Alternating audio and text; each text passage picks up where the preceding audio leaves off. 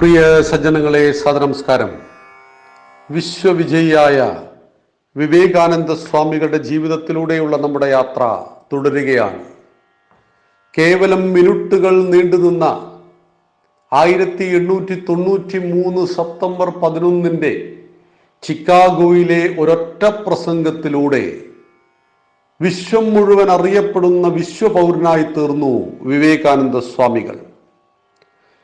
ഷിക്കാഗോയിൽ സ്വാമിജി നേടിയ വിജയത്തിന്റെ കഥകൾ ഇന്ത്യയിലെ പത്രങ്ങളിൽ ധാരാളമായി വന്നുകൊണ്ടിരുന്നു. ആ നേട്ടങ്ങളിൽ ഓരോ ഭാരതീയനും അഭിമാനം കൊണ്ടു.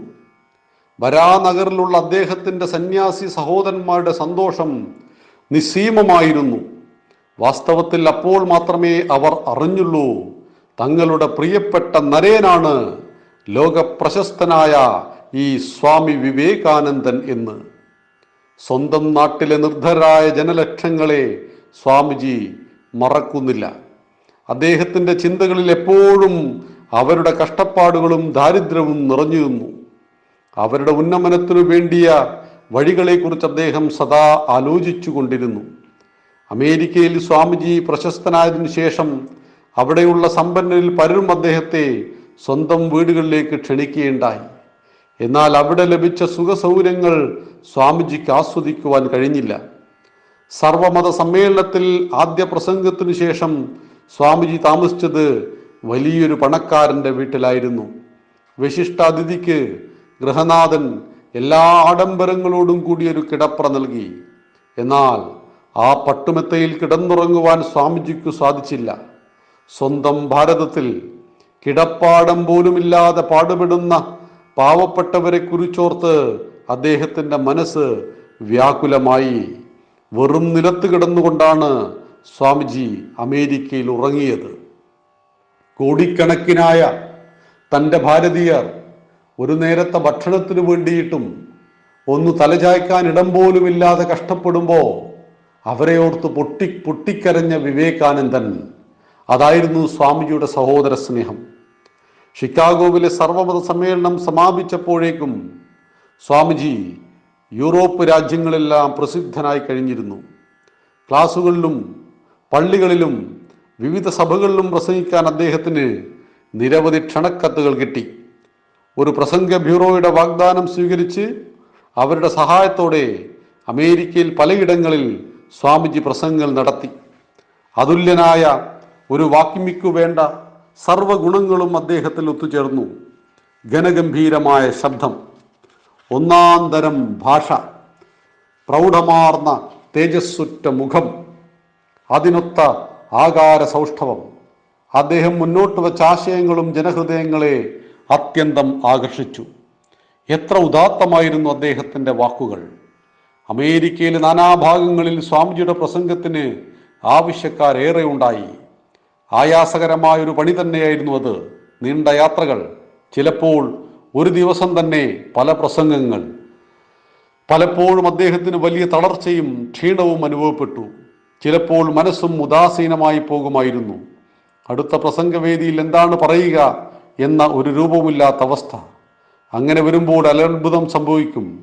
രാത്രി ഉറങ്ങാൻ കിടക്കവേ അദ്ദേഹത്തിന് തോന്നും, ആരോ അടുത്തിരുന്ന് സ്പഷ്ടമായ സ്വരത്തിൽ സംസാരിച്ചു കൊണ്ടിരിക്കുന്നു. ചിലപ്പോൾ അതൊരു പ്രസംഗം മുഴുവനുമായിരിക്കും. എന്തായാലും അടുത്ത ദിവസം പ്രസംഗിക്കാനുള്ള വക അതിനകം ആ മനസ്സിൽ പകർന്നു കിട്ടിയിരിക്കും. തുടർച്ചയായ പ്രസംഗ പരിപാടികൾ നല്ല അധ്വാനമായിരുന്നിട്ടും 1 വർഷത്തോളം യാത്രകളും പ്രസംഗങ്ങളുമായി സ്വാമിജി അവിടെ തുടർന്നു. അദ്ദേഹം ചെന്നിടത്തെല്ലാം ആവേശകരമായ വരവേൽപ്പായിരുന്നു. വാർത്താപത്രങ്ങളും അദ്ദേഹത്തെക്കുറിച്ച് നീണ്ട ലേഖനങ്ങൾ എഴുതിക്കൊണ്ടിരുന്നു. ഒരിക്കൽ അമേരിക്കയുടെ പടിഞ്ഞാറ് ഭാഗത്തുള്ള ഒരു പട്ടണത്തിൽ അദ്ദേഹം പ്രസംഗിക്കാൻ ചെന്നു. അവിടെ ഏതാനും കൗബോയ്സ് എന്ന് പറയുന്ന ഒരു കൂട്ടരുണ്ടായിരുന്നു. പ്രസംഗത്തിനിടയിൽ സ്വാമിജി പറഞ്ഞൊരു കാര്യം അവർ ശ്രദ്ധിച്ചു. ആധ്യാത്മികമായി ഔന്നത്യം നേടിയ ഒരാളെ ചുറ്റും നടക്കുന്ന സംഭവങ്ങൾ ഏതു വിധത്തിലും അസ്വസ്ഥനാക്കുന്നില്ല. എന്നാൽ ഒന്ന് പരീക്ഷിച്ചു കളയാം എന്നവർ നിശ്ചയിച്ചു. പ്രസംഗം നടന്നിരുന്നത് ഒരു മൈതാനത്തിലായിരുന്നു. മരം കൊണ്ടുണ്ടാക്കിയ ഒരു ടബിന്റെ മുകളിൽ കയറി നിന്നാണ് അദ്ദേഹം സംസാരിച്ചു കൊണ്ടിരുന്നത്. പെട്ടെന്ന് അതിഘോരമായൊരു ശബ്ദം കേട്ടു. കൗബോയ്സ് അവിടെ തോക്കുകളെടുത്ത് വെടിവെക്കുവാൻ തുടങ്ങിയിരുന്നു. വെടിയുണ്ടകൾ സ്വാമിജിയെ തൊട്ടില്ല എന്ന രീതിയിൽ ചീറിപ്പാഞ്ഞു. അവർ അദ്ദേഹത്തെ പരീക്ഷിക്കുകയായിരുന്നു. സ്വാമിജിയുണ്ടോ കുലുങ്ങുന്നു. തികച്ചും നിശ്ചലനായി അദ്ദേഹം തൻ്റെ പ്രസംഗം തുടർന്നു. പ്രസംഗം അവസാനിച്ചപ്പോൾ അടുത്തു വന്ന് കൗബോയ്സ് പറഞ്ഞു, സർ, താങ്കൾ ശരിക്കും ഒരു മാന്യൻ തന്നെ, മഹാ അത്ഭുതം തന്നെ.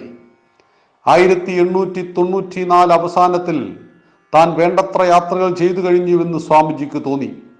ഒരു സ്ഥലത്ത് സ്ഥിരമായി താമസിച്ച് ഏതാനും ശിഷ്യന്മാരെ വേണ്ട വിധത്തിൽ പരിശീലിപ്പിക്കണം, പാകപ്പെടുത്തിയെടുക്കണം എന്നതായിരുന്നു അദ്ദേഹത്തിൻ്റെ ആഗ്രഹം.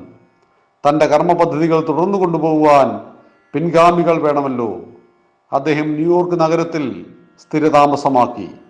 അവിടെ ധാരാളം പ്രസംഗ പരിപാടികൾ നടത്തി. അദ്ദേഹത്തിൻ്റെ ആശയങ്ങളിലും ആദർശങ്ങളിലും ആകൃഷ്ടരായി നല്ലൊരു സംഘം ആളുകൾ സ്വാമിജിയോടൊപ്പം കൂടി. അദ്ദേഹത്തിൻ്റെ ഭക്തിയും ശ്രദ്ധയും ആത്മാർത്ഥതയുള്ളതായിരുന്നു. അവരോരോരുത്തരും അദ്ദേഹത്തിൻ്റെ ഉപദേശങ്ങൾ പിന്തുടർന്ന് അവർ നടത്തിയ പ്രയത്നങ്ങളെല്ലാം വിജയകരമായി തീർന്നു.